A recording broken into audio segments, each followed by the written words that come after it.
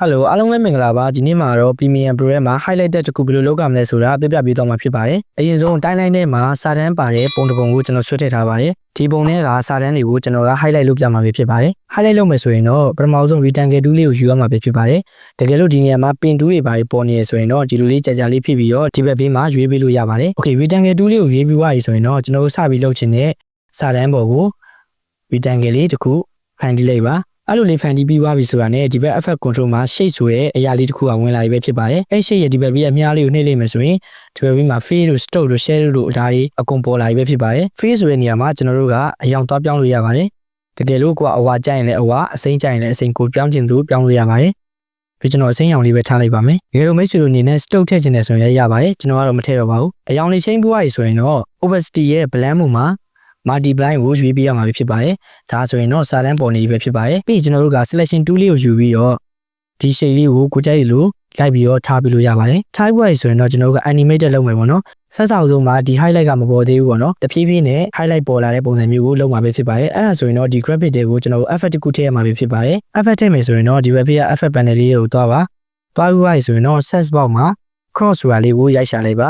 cross ဆိုတဲ့ effect လေးကိုတွေ့ပြီဆိုတာနဲ့ဒီဘက် graphic တွေကိုဆွဲထည့်ရမှာပဲဖြစ်ပါတယ်အဲ့လိုဆွဲထည့်လိုက်ပြီဆိုတာနဲ့ဒီဘက်ဘေးမှာ cross ဆိုတဲ့ effect လေးဝင်နေပြီပဲဖြစ်ပါတယ်ဒီအဲ့လိုပေါ်နေပြီဆိုရင်တော့ဒီ cross ဆိုတဲ့စာတန်းလေးကိုနှိပ်လိုက်ပါအဲ့လိုနှိပ်လိုက်ပြီဆိုတာနဲ့ဒီဘက် program ပေါ်မှာအတုံးတုံးလေးပေါ်နေရပေါ့နော်အဲ့ဒါကိုကျွန်တော်တို့ကဒီဘက်ဘေးကိုဆွဲလိုက်မယ်ဆိုရင်ဒီဘက်က highlight လေးရပျောက်သွားပြီပဲဖြစ်ပါတယ်စစအောင်ဆုံးဒီလိုပုံစံထားချင်တာဖြစ်တဲ့အတွက်ဒီလိုပုံစံနေရာကိုကျွန်တော်တို့က key frame လေးတစ်ခုမှတ်လိုက်မယ်ပေါ့နော်ခုနကကျွန်တော်ဒီဘက်ကိုရွှေ့လိုက်တဲ့အချိန်မှာ cross effect ရဲ့အောက်မှာ right ဆိုတဲ့စာတန်းဘေးမှာပဲကနန်းလေးတိုးလာတယ်ပေါ့နော်ဒါဘာဖြစ်လို့လဲဆိုရင်ကျွန်တော်ဒီဘက်ညာဘက်ဘေးကအရာကိုပဲဒီဘက်ကိုဆွဲလိုက်လို့ပါတကယ်လို့ဒီဘက်ဘေးကအရာကိုဒီဘက်ကိုဆွဲလိုက်မယ်ဆိုရင် left ဆိုတဲ့စာတန်းဘေးမှာကနန်းလေးတိုးမှာပဲဖြစ်ပါတယ်အဲ့ဒါဆိုတဲ့ကျွန်တော်တို့က right ဆိုတဲ့ token animation လေးကိုဖွင့်ပေးလိုက်မယ်ဆိုရင်ဒီမှာ key frame လေးတစ်ခုဝင်နေပြီပဲဖြစ်ပါတယ်ပြီးကျွန်တော်တို့ကဘယ်နာလောက်မှာဒီ highlight လေးကိုဆုံးသွားချင်တာလဲဆုံးချင်တဲ့နေရာလောက်ကိုဒီအပြောင်တန်းလေးကိုရွေးပေးလိုက်ပါရွေးပြီးွားပြီဆိုရင်တော့ key frame လေးတစ်ခုမှတ်ပြီးွားပြီဆိုရင်ခုနကအတိုင်းပဲ cross ဝါလေးကိုတစ်ချက်နှိပ်ပြီးတော့ဒီလိုလေးရွှေ့ပေးလိုက်ရမှာပဲဖြစ်ပါတယ်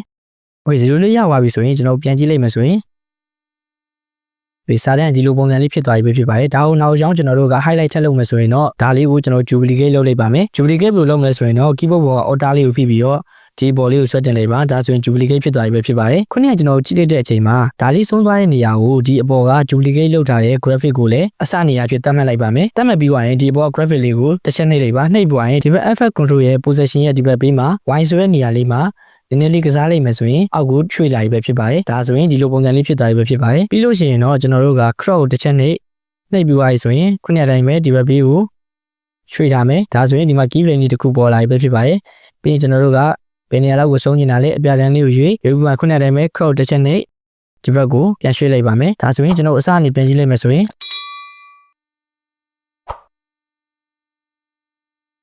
highlight လေးတစ်ခုရသွားပြီပဲဖြစ်ပါတယ်ဟုတ်ကဲ့ပါဒါဆိုရင်တော့ Premium Pro ထဲမှာ highlight တစ်ခုဘယ်လိုလုပ်ကြမလဲဆိုတာသိသွားပြီလို့ထင်ပါတယ်အားလုံးကျေးဇူးတင်ပါတယ်နောက်ဗီဒီယိုတွေမှာပြန်တွေ့ကြပါမယ်